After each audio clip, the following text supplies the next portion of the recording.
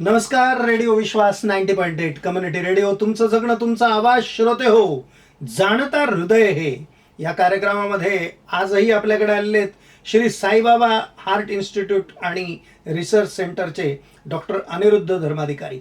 Doctor साहेब, खूप खूप स्वागत आहे तुमचं रेडिओ विश्वासवर. धन्यवाद हरिभाऊ. नमस्कार नाशिककर. डॉक्टर, जाणता हृदय हे हृदयाबद्दल आपण जाणून घेत आहोत, पण हृदयाशी संबंधित ज्या काही गोष्टी आहेत ना, त्याच्यामध्ये मला वाटतं पाय हे सुद्धा खूप महत्वाचे आहेत. नक्कीच. कारण त्याच्यामध्ये आता सर्वसाधारणपणे आढळणारा जो व्हेरिकोज व्हेन्स नावाचा आजार असतो, त्याचा पण हृदयाशी काही संबंध असतो का? नक्कीच नक्कीच. आता आपण हृदय हे असं वेगळं काढू शकत नाही. हृदय आणि रक्ताभिसरण म्हणजे सर्क्युलेशन, हार्ट अँड सर्क्युलेशन असं आपण एकत्रितपणे कन्सिडर करतो. आता हृदयाचं काम काय असतं, तर शरीरातलं अशुद्ध रक्त आपल्याकडे ओढून घेणं. म्हणजे हृदयाचे जे उजवे कप्पे असतात, उजवी कर्णिका आणि उजवी जवनिका, याच्यामध्ये ते अशुद्ध रक्त येतं. त्यानंतर फुफ्फुसांमध्ये शुद्धीकरणासाठी जातं महानिलेच्या मार्गाने, आणि शुद्धीकरण झालेलं रक्त हृदयाच्या डाव्या कर्णिकेत येतं, त्यानंतर डाव्या जवनिकेत, आणि मग महारोहिणीद्वारा संपूर्ण शरीरात जातं. तर जे अशुद्ध रक्त असतं ते शरीराकडे नेणाऱ्या रक्तवाहिन्या म्हणजे नीला, आणि शुद्ध रक्त शरीराला पोचवणाऱ्या रक्तवाहिन्या म्हणजे धमन्या किंवा रोहिणी. तर प्रत्येक निलेमध्ये झडप असते. कारण एक गोष्ट लक्षात घ्या की आपण उभं राहतो तेव्हा जर पायातलं रक्त हृदयाकडे जायचं असेल तर ते गुरुत्वाकर्षणाच्या विरुद्ध जावं लागतं, आणि रक्तवाहिन्यांमधलं रक्त वरती पोचताना ते परत खाली यायला नको, हे पण बघायला हवं. तर पायाच्या रक्तवाहिन्यांमध्ये झडपा असतात. म्हणजे ब्लड कॉलम जसा वरती सरकतो तशी खालची झडप बंद होते, मग त्याच्यावरती सरकला की वरची झडप बंद होते. असं करत करत ते रक्त हृदयापर्यंत पोचतं, अशुद्ध रक्त निलेमधलं. तर ज्या लोकांना जास्त वेळ उभं राहण्याचं काम असतं, किंवा जसं सर्जन्स असतात जे ऑपरेशन्स करतात, त्यांना 4, 6, 8 तास एकेका ऑपरेशनसाठी उभं राहावं लागतं, किंवा ट्रॅफिक पोलीस असतात की ज्यांना एखाद्या जंक्शनवर किंवा सिग्नलवर तासन तास उभं राहावं लागतं. कंपन्यांमध्ये मशीन ऑपरेटर्स असतात. मशीन ऑपरेटर्स असतात, प्रत्येक व्यवसायामध्ये असतात. आपण बघितलं जर असेल तर पूर्वी जेव्हा पोलीस दादा हाफ पॅन्ट घालायचे तेव्हा ट्रॅफिक पोलीस पायाला पट्ट्या बांधायचे ब्राऊन कलरच्या, ते घट्ट आवळलेले असायचे. ते कशासाठी असणार, तर पायातलं अशुद्ध रक्त वरती जाण्यात मदत व्हावी म्हणून असतात त्या पट्ट्या. अच्छा. किंवा स्टॉकिंग्स घालतात. तर ते पायातल्या रक्तवाहिन्या फुगू नये आणि त्याचा प्रवाह वरती जात राहावा यासाठी त्या पट्ट्या असतात. कारण असं लक्षात आलं होतं की ट्रॅफिक पोलिसांना व्हेरिकोज व्हेन्सचा त्रास जास्त होतो म्हणून त्यांना त्या पट्ट्या देण्यात आल्या. तर आता आपण व्हेरिकोज व्हेन्स म्हणजे काय ते बघूया. हा, नेमकं व्हेरिकोज व्हेन्स म्हणजे काय? तर जेव्हा या रक्तवाहिन्यांमधल्या किंवा नीलांमधल्या झडपा या कमकुवत होतात तेव्हा मग त्या व्यवस्थित काम करू शकत नाही, आणि मग रक्त सरळ सरळ वरती जाण्याचा वेग कमी होतो, प्रमाण कमी होतं, आणि रक्त खाली साचत राहतं. ते रक्त साचल्यामुळे काय होतं की रक्तवाहिनी हळूहळू प्रसरण पावत जाते किंवा मोठी होत जाते, आणि जेव्हा ती खूप मोठी होते तेव्हा त्याला व्हेरिकोज व्हेन्स असं म्हटलं जातं. तर आपण काही लोकांच्या पोटऱ्या बघितल्या तर त्यांच्या व्हेन्स अशा खूप नागमोडी दिसतात आणि बोटभर जाडीच्या असतात त्या. तर ह्या व्हेरिकोज व्हेन्स असतात. पायातला रक्तप्रवाह जर प्रभावीपणे वरती हृदयाकडे जाऊ शकला नाही आणि त्या रक्तवाहिन्यांमध्ये अडकून राहिला तर अनेक कॉम्प्लिकेशन्स किंवा गुंतागुंतीच्या समस्या उद्भवू शकतात. जसं पायातल्या रक्तवाहिन्यांमधलं रक्त जास्त वेळ एकाच ठिकाणी राहिलं तर रक्तात गाठी होण्याचं प्रमाण वाढतं, रक्त साकळून जातं, आणि त्या गाठी हृदयाकडे सरकतात. हृदयाच्या कर्णिका जवनिकेतून महानिलेमध्ये जाऊन त्या फुफ्फुसांमध्ये जाऊन बसतात, ज्याला पल्मनरी एम्बोलिझम असं म्हणतात. एम्बोलिझम म्हणजे काय की एका ठिकाणी तयार झालेली रक्ताची गाठ दुसऱ्या ठिकाणी जाऊन रुतून बसते. जसं बऱ्याच वेळा पॅरालिसिसचा झटका आहे, मेंदूचा पक्षाघाताचा झटका जो म्हणतो आपण पॅरालिसिस, तर बऱ्याच वेळा हृदयातली एखादी रक्ताची गुठळी मेंदूमध्ये जाऊन बसते, मेंदूच्या रक्तवाहिनीमध्ये अडथळा निर्माण करते आणि पेशंटला पॅरालिसिस होतो. तर याला एम्बोलिझम म्हणतात. या एम्बोलिझममध्ये पायातल्या रक्तवाहिन्यांमधल्या ज्या गुठळ्या असतात त्या फुफ्फुसांमध्ये गेल्या तर फुफ्फुसांना मिळणारा रक्तपुरवठा कमी होतो, कारण त्या रक्तवाहिन्या बंद होऊन जातात. त्याला पल्मनरी एम्बोलिझम म्हणतो आपण. त्यामुळे काय होतं, तर फुफ्फुस आपलं जे कार्य असतं की ऑक्सिजन आणि कार्बन डायऑक्साईड याची देवाणघेवाण, या हवेतला ऑक्सिजन ओढून घेणं आणि शरीरातला कार्बन डायऑक्साईड बाहेर टाकणं, हे जे फुफ्फुसाचं काम आहे ते पूर्ण क्षमतेने होऊ शकत नाही, कारण फुफ्फुसाच्या पेशींना रक्तपुरवठा मिळत नाही या एम्बोलिझममुळे. तर व्हेरिकोज व्हेन्समध्ये हा सगळ्यात मोठा धोका असतो की पायातल्या नीलांमधल्या गाठी फुफ्फुसांमध्ये जाऊन बसतात आणि पेशंटला मग धाप लागणं, दम लागणं, आणि जर एम्बोलिझम खूप जास्त प्रमाणात असेल तर अचानक मृत्यू सुद्धा संभवतो, कारण जर प्राणवायूची देवाणघेवाणच झाली नाही तर मग आपलं शरीर कार्य करू शकत नाही आणि अचानक मृत्यू संभवतो. तर हे व्हेरिकोज व्हेन्सचं खूप मोठं कॉम्प्लिकेशन आहे. त्याचे छोटे कॉम्प्लिकेशन्स काय असतात, तर व्हेरिकोज व्हेन्समुळे पायावर जी सूज येते तिथे जखमा लवकर होतात आणि सूज असल्यामुळे त्या जखमा लवकर भरून निघत नाही. याचं कारण असं की सूज असल्यामुळे जी शरीराची रोगप्रतिकार शक्ती असते, पांढऱ्या पेशी तिथपर्यंत पोहोचायच्या असतात किंवा जखम भरण्याची प्रक्रिया असते, ती त्या पेशींमधल्या असलेल्या अतिरिक्त पाण्याच्या प्रमाणामुळे व्यवस्थित होऊ शकत नाही आणि त्या जखमा भरून येत नाही.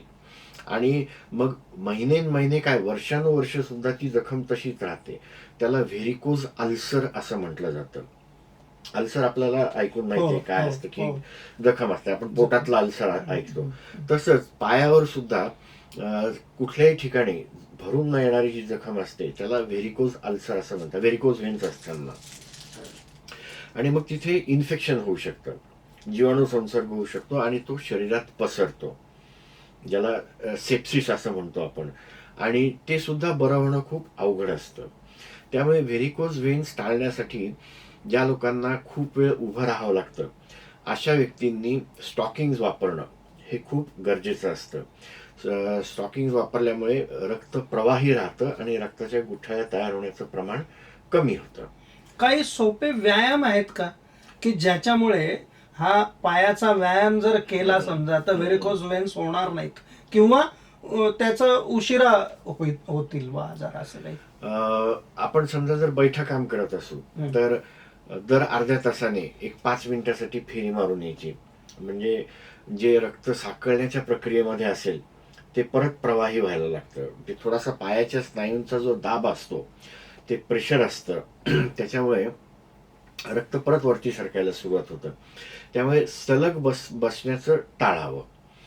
बऱ्याच वेळा काय होतं की रेल्वे प्रवास आहे, विमान प्रवास आहे, कुठलाही प्रवास आहे, त्याच्यात सलग बसणं होतं, तासन तास बसणं होतं, बसल्या बसल्याच आपण झोपतो आणि त्यामुळे पायातलं रक्त कमी प्रवाही होतं किंवा ते साकळून जातं आणि मग रक्ताच्या गाठी तयार होतात. तर ही गोष्ट आपण अवॉइड करायची.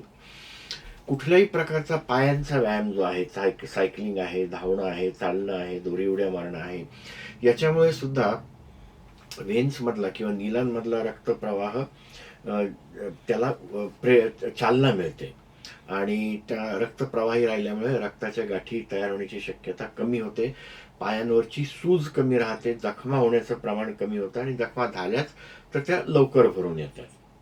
डॉक्टर, हृदयविकारामुळे व्हेरिकोज व्हेन्स किंवा व्हेरिकोज व्हेन्समुळे हृदयविकार असं काही तंत्र नाही नाही नाही तसं हृदयविकारामुळे व्हेरिकोज व्हेन्स होत नाही.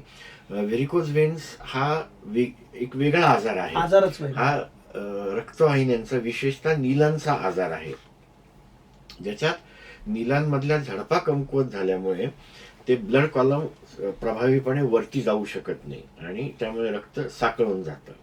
डॉक्टर, अजून एक आजार ऐकलेला आहे, तो म्हणजे पेरिफेरल व्हॅस्क्युलर डिसीज.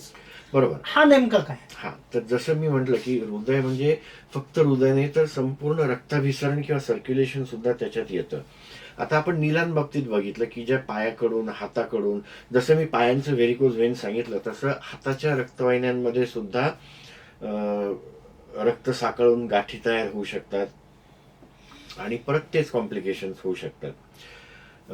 आपण पेरिफेरल व्हास्क्युलर डिसीज जाण्याआधी अजून एक छोटासा विषय घेऊया. जी सर. तो म्हणजे डीप व्हेन थ्रॉम्बोसिस.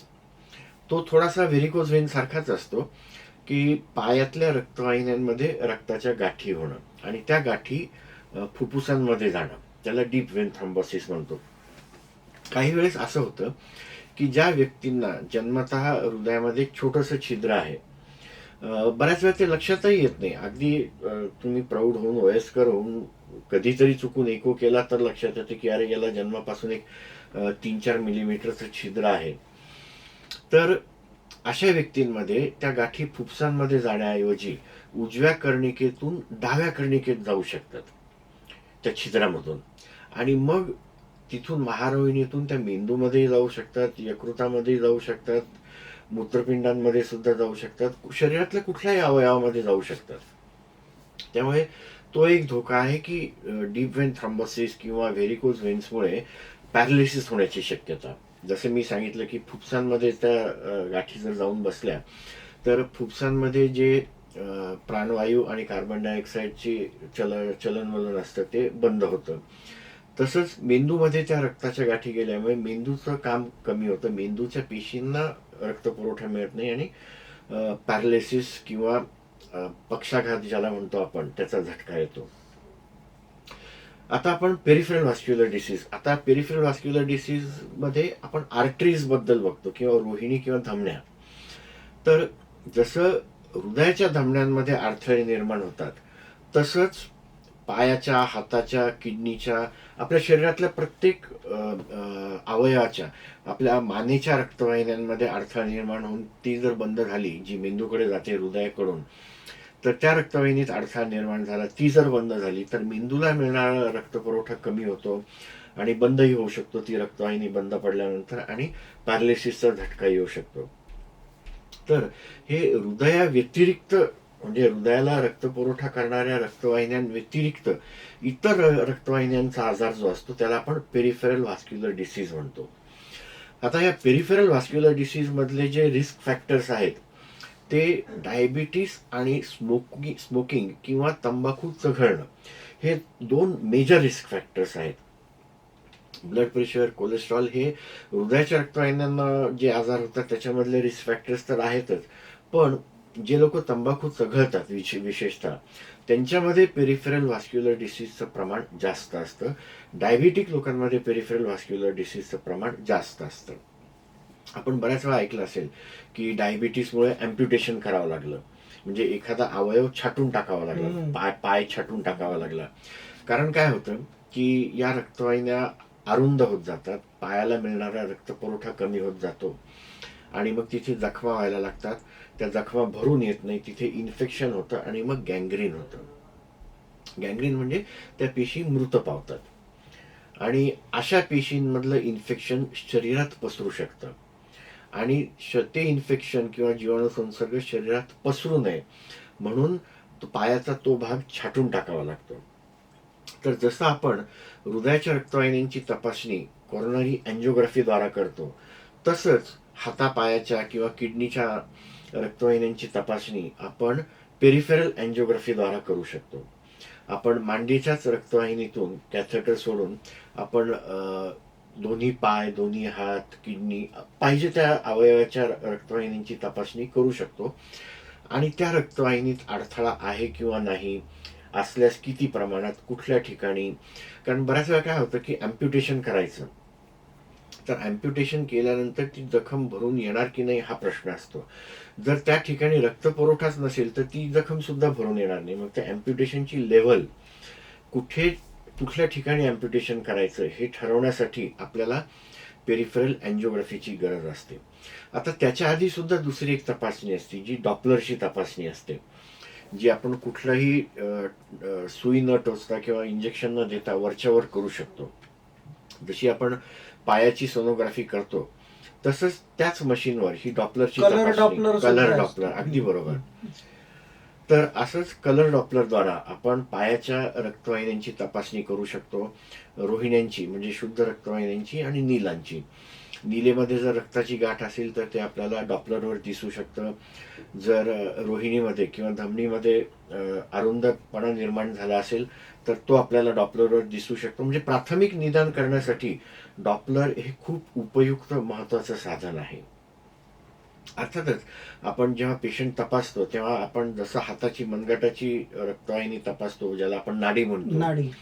तसंच पायाच्या रक्तवाहिन्या सुद्धा आपण तपासू शकतो, आपण पाल्पेट करू शकतो. आणि ती जर नाडी हाताला लागत असेल तर रक्तपुरवठा सुरळीत आहे, ती जर नाडी हाताला लागत नसेल तर रक्तपुरवठा कमी झालेला आहे किंवा बंद झालेला आहे.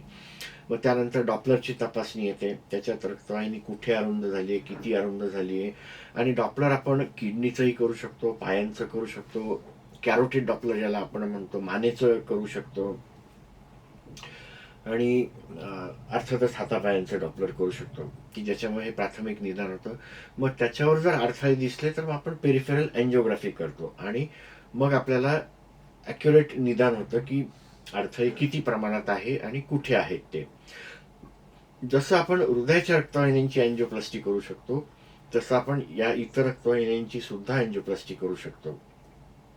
बऱ्याच वेळा काय होतं की ज्या लोकांना ब्लड प्रेशर आहे त्याचं कारण 90% लोकांमध्ये काहीच नसतं, आपण म्हणतो नशीब आहे की त्याचं व्हायचं होतं म्हणून झालं.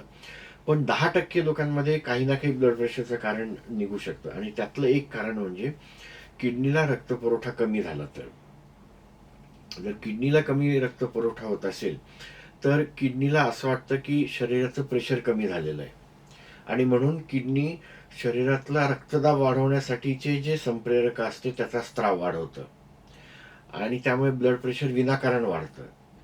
होतं असं की किडनीला रक्तपुरवठा कमी झालेला असतो पण किडनीला असं वाटतं की त्या प्रेशर कमी झालेलं आहे म्हणून ते रक्तदाब वाढतो आणि मग या वाढलेल्या रक्तदाबाचा शरीरावर दुष्परिणाम होतो. अशा वेळेस जर आपण योग्य वेळेस निदान केलं की हे रक्तदाबाचं कारण किडनीची रक्तवाहिनी बारीक झालेली आहे, त्याच्यामुळे रक्तदाब वाढलेला आहे, तर त्या रक्तवाहिनीची आपण अँजिओप्लास्टी करू शकतो, तिथेही स्टेंट टाकू शकतो आणि किडनीचा रक्तपुरवठा सुरळीत झाला तर मग आपला रक्तदाब आपोआप कमी येतो आणि बऱ्याच वेळा अशा पेशंट्सची औषधं सुद्धा बंद होऊन जातात. आता पायाच्या रक्तवाहिन्यांमध्ये सुद्धा अँजिओप्लास्टी करू शकतो, स्टेंट टाकू शकतो आणि तो अडथळा दूर करून ज्या काही अडचणी निर्माण होणाऱ्या असतात त्या ब्लॉकेजमुळे, अडथळ्यांमुळे, त्या आपण टाळू शकतो. आता पूर्वी फक्त मोठ्या रक्तवाहिन्यांमध्ये अँजिओप्लास्टी करता येऊ शकत होती कारण त्या कॅथेटर्सची लांबी तेवढी नसायची. पण आता नवीन नवीन स्टेंट्स आलेले आहेत, कॅथेटर्स आलेले आहेत की ज्याच्यामुळे अगदी तळपायापर्यंत आपण पोहोचू शकतो आणि तिथल्या रक्तवाहिन्यांमध्ये अडथळे असतील तर ते सुद्धा आपण दूर करू शकतो. बऱ्याच वेळा पेशंट सांगतात की मला चाललं की पायात गोळे येतात. हे एक लक्षण असतं की पायाचा रक्तपुरवठा पुरेसा होत नाही आणि चाललं की पाय जास्त दुखतात. त्याला इतरही अनेक कारणं असू शकतात पण पायाचा रक्तपुरवठा कमी असणं हे खूप महत्वाचं कारण आहे आणि आपण वेळीच जर त्याचं निदान केलं आणि त्याच्यावर उपचार केला तर आपण पुढच्या गुंतागुंती टाळू शकतो. क्या बात आहे सर. म्हणजे हृदयाशी संबंधित फक्त हृदयच नसून थेट मेंदूपासून ते हात पायापर्यंतच्या सगळ्या नसा त्याला कारणीभूत ठरू शकतात. बरोबर. किंवा त्याचा संबंध तिथे असतो असं लक्षात येईल. त्याच्यामुळे काळजी घेताना फक्त हृदयाचीच नाही तर आपल्याला हातापायांसकट सगळ्याची काळजी घेणं आणि त्याच्या तपासण्या करणं. आता मेंदूचा विषय काढला, जसं मी सांगितलं की किडनीच्या रक्तवाहिनीमध्ये अँजिओप्लास्टी होऊ शकते, तसं मेंदूला रक्तपुरवठा करणारे जे कॅरोटिड आर्टरीज असतात त्याच्यात सुद्धा जर अडथळे झाले तर आपण अँजिओप्लास्टी करून ते अडथळे दूर करू शकतो आणि पॅरालिसिसचा झटका टाळू शकतो किंवा त्या झटकेची तीव्रता कमी करू शकतो आपण जर वेळच्या वेळी ती आपण रक्तवाहिनीतली गाठ विरघळवली. तेच औषध वापरतो जे हार्ट अटॅक नंतर दिलं जातं रक्ताची गाठ विरघळण्यासाठी. मेंदूचा म्हणजे पक्षाघाताचा जेव्हा झटका येतो तेव्हा पहिल्या 3 तासामध्ये जर ती रक्ताची गाठ विरघळण्याचं इंजेक्शन दिलं तर पक्षाघाताच्या झटक्याची व्याप्ती आपल्याला कमी करता येऊ शकते, आटोक्यात राहू शकतं आणि रिकव्हरी लवकर होते, नुकसान कमी होतं. तसंच आपण वेळीच जर अँजिओप्लास्टी केली, कॅरोटिड अँजिओप्लास्टी, तर पक्षाघाताचा झटका आपण टाळू शकतो. खूप खूप धन्यवाद सर, आपण इथे आलात आणि आमच्या श्रोत्यांशी एवढ्या छान गप्पा मारल्यात. धन्यवाद हरिभाऊ, धन्यवाद नाशिककर. तेव्हा श्रोतेहो, हा होता आपला जाणता हृदय हे हा कार्यक्रम, आणि त्यासाठी श्री साईबाबा हार्ट इन्स्टिट्यूट आणि रिसर्च सेंटरचे डॉक्टर अनिरुद्ध धर्माधिकारी आपल्याकडे आलेले होते. पुन्हा आपण भेटणार आहोत, पण तोपर्यंत ऐकत रहा रेडिओ विश्वास 90.8 कम्युनिटी रेडिओ, तुमचं जगणं तुमचा आवाज.